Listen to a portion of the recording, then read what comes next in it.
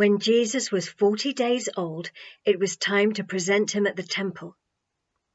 They arrived into the bustle of Jerusalem through a different gate from their usual route, and Jamie quite liked the unaccustomed view and the feeling of living locally for a change. But the temple still dominated whichever way you approached, and a hushed excitement fell on the three of them as they brought this precious bundle up the wide steps to dedicate him to his heavenly Father. Miriam was looking out for them. As soon as they arrived at the top and entered the court of the Gentiles, she spotted them and dragged her parents over, closely followed by Zechariah and Elizabeth with baby John. The difference between the two families and their reactions to Jesus would not have been obvious to a passing stranger, but Jamie picked up on it right away.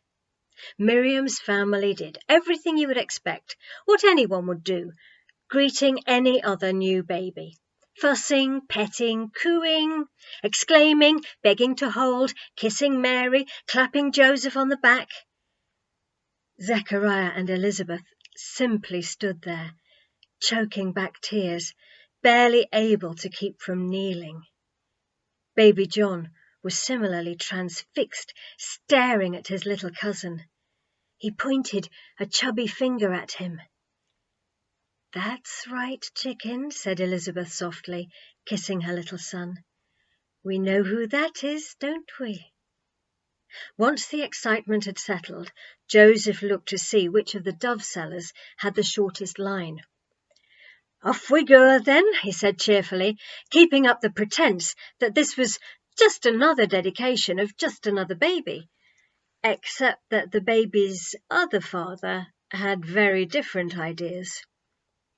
There was a disturbance over on the far side of the court of the Gentiles, as people split this way and that to let an old man come striding through, walking directly towards Mary, with purpose and fire in his eyes. "Simeon," said Mathan in surprise.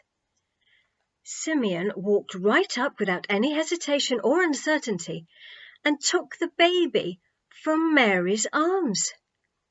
There was a gasp from people around, but Mathan tried to calm the situation.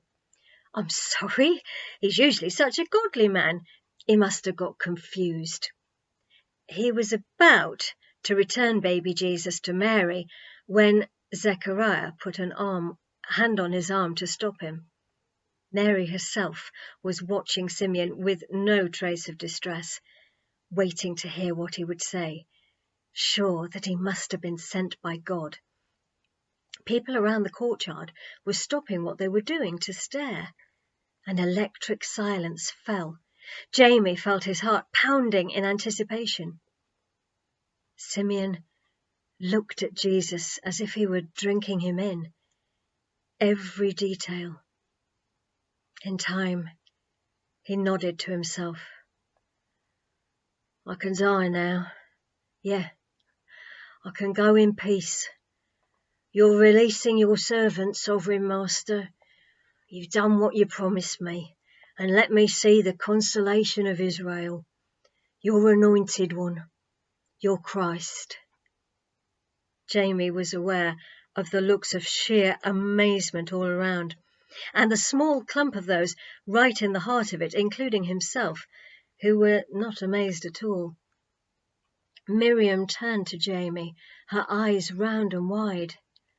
"It's true," Jamie whispered. "I just held him," Miriam whispered back in awe. I held him in my arms," as if she couldn't believe that her small arms could possibly have contained the one who had come from ancient times. Everyone in the court of the Gentiles was listening now. Even individuals who had been praying at the furthest colonnades were coming over.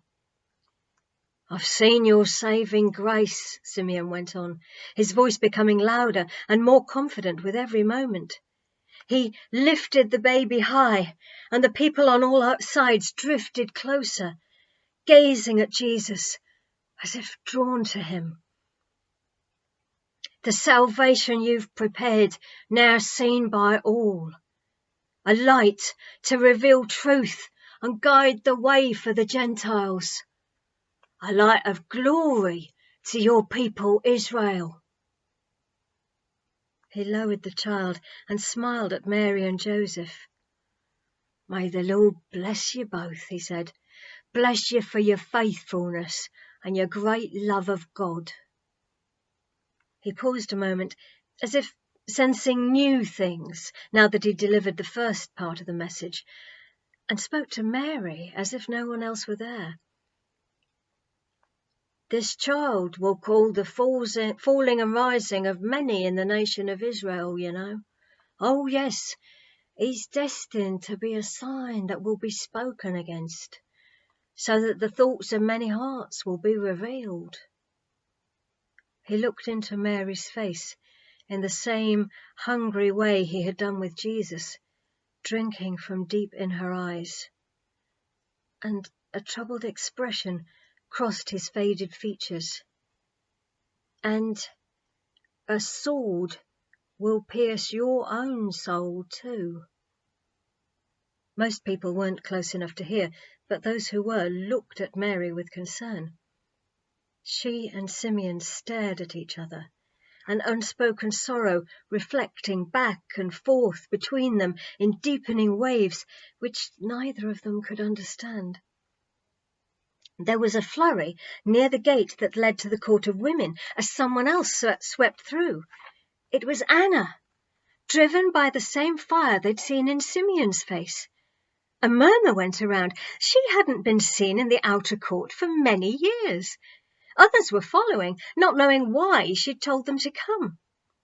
Simeon handed the baby to Anna, and she also marveled at what she was holding in her frail human hands. Too overcome to speak at first, then quickly too overcome not to speak.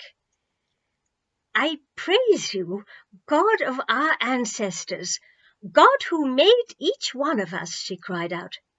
"I thank you, loving Lord, that you should care about us, even though we'd wandered off like stupid sheep, that you should remember us and send a shepherd to rescue us." She looked around at the crowd. "Who wants to be free? Who longs for the day when Jerusalem will be free? This is the one who will do it.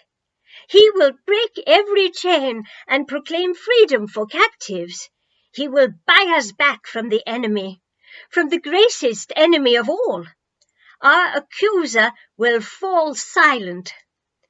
On the day when this child is lifted up for all to see, death itself will die." She looked at the baby once more, his little face close to hers, with such love Jamie's heart almost burst. She kissed Jesus' brow tenderly, then returned him to Mary with a beautiful smile, and walked back to the court of women. The people parted for her, like a soft curtain that let her through and then covered her from sight. Likewise Simeon passed through the crowd the other way towards the entrance gate and was gone. No one wanted to rush back to what they'd been doing. Everyone was processing what they'd heard in their own way, all loosely gathered around that clump of the baby's family and friends. A seller of sheep and goats approached, more hesitant than those brash salespeople usually were. "Would you like an offering? Take my finest." Joseph remembered why they'd come. The dedication, of course. He tried to collect his thoughts, looking at the animals the seller was indicating. "Thanks, but we don't have much. We always give the smaller offering of doves or pigeons." "There'd be no charge," said the seller. "I know, and that's very kind of you," said Joseph. "But we have to follow our ancestor David's example today of all days. We can't offer something to God which cost us nothing." A dove seller came forward, equally uncertain.